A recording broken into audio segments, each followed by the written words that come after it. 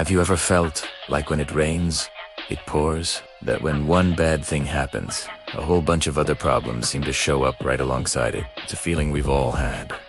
That sense of being overwhelmed by a flood of negativity. Well, it turns out there's an ancient story, one of Aesop's fables, that tries to explain this exact feeling. It's called The Goods and the Ills, and it offers a fascinating perspective on the nature of happiness and hardship in our lives. The story begins in a mythical time when both the good things in life like joy, health, and peace and the bad things like sickness, sadness, and conflict lived together among humans. They all shared the world, influencing mankind in their own ways. But this wasn't a peaceful coexistence. The ills, being far more numerous, were aggressive and disruptive. They ganged up on the goods, constantly causing trouble and making life miserable. Think of it like a constant battle, where the forces of negativity were relentless and seemed to be everywhere at once. Eventually, the ills became so powerful and numerous that they completely took over.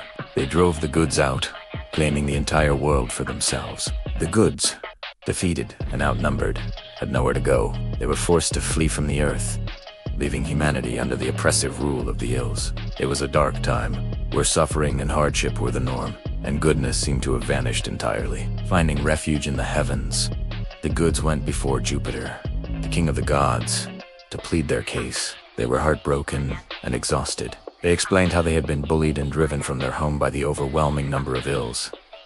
They couldn't live together, they argued.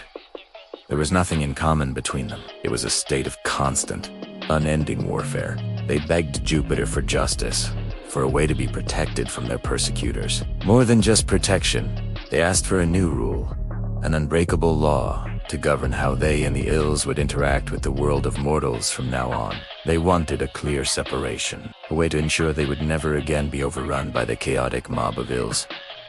They longed for a world where goodness could exist without being constantly under attack.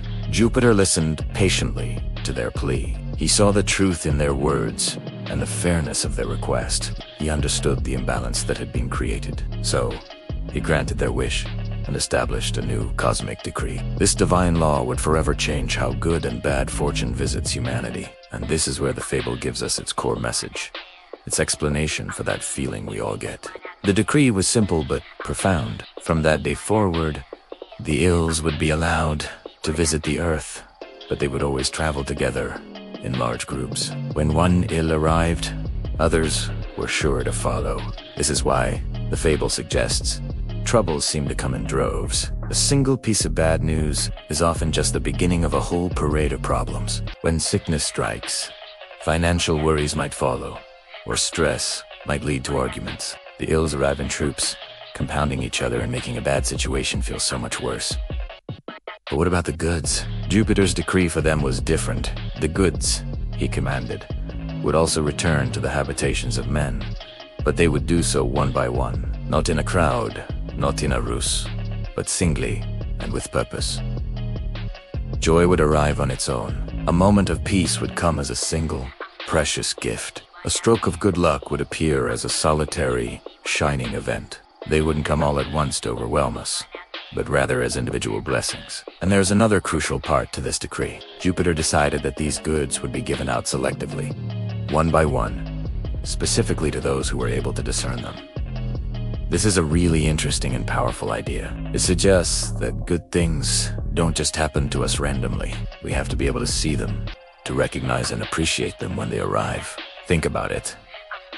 How often does a small, good thing happen in your day that you might not even notice? A beautiful sunset, a kind word from a stranger, a moment of quiet satisfaction after finishing a task.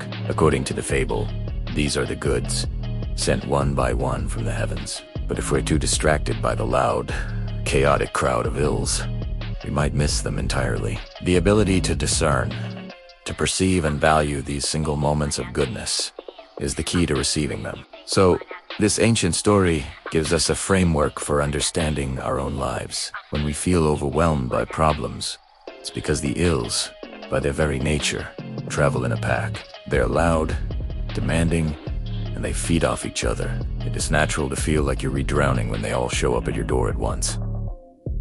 The fable tells us this isn't just our imagination. It's the way of the world.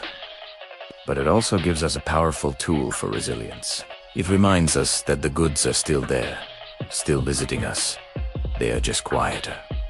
They come one at a time. Our job is to cultivate the ability to see them. It's about shifting our focus. While we can't ignore the crowd of ills when they arrive, we can train ourselves to look for the single, solitary good that might also be present. Maybe you're dealing with a stressful project at work, which is causing you to lose sleep, and that's making you irritable with your family. The ills are definitely having a party, but in the middle of all that, maybe you had a really good cup of coffee this morning, or maybe a friend sent you a funny message that made you smile for a second. That's a good arriving on its own. The fable teaches us to hold on to that single good thing, to appreciate it for what it is, a gift. This isn't about ignoring our problems or pretending that bad things aren't happening. It's about balance. It's about recognizing that even when the ills are loud and numerous, the goods are still making their quiet, individual appearances. Cultivating this awareness can be a form of strength. It's a way of fighting back against the overwhelming feeling of negativity. By acknowledging each small joy, each moment of peace, each bit of luck, we are welcoming the goods into our lives. We are proving to ourselves that goodness hasn't abandoned us. The moral of the story, then, is twofold. First, it gives us permission to feel overwhelmed when troubles pile up. It's not a personal failing. It's the nature of ills to come in troops. But second, and more importantly, it empowers us. It tells us that happiness and contentment are not about waiting for a huge flood of good fortune. They are found in the practice of noticing and cherishing the single, separate goods that come our way every single day. It's a call to mindfulness, to being present in our own lives. The person who can find a moment of gratitude in a difficult day is the person who is able to discern the goods. They are the ones who receive Jupiter's gifts. So, the next time you feel like the world is against you and problems are piling up, remember this story. Acknowledge the crowd of ills, but then take a deep breath and look around. Search for that one, single good.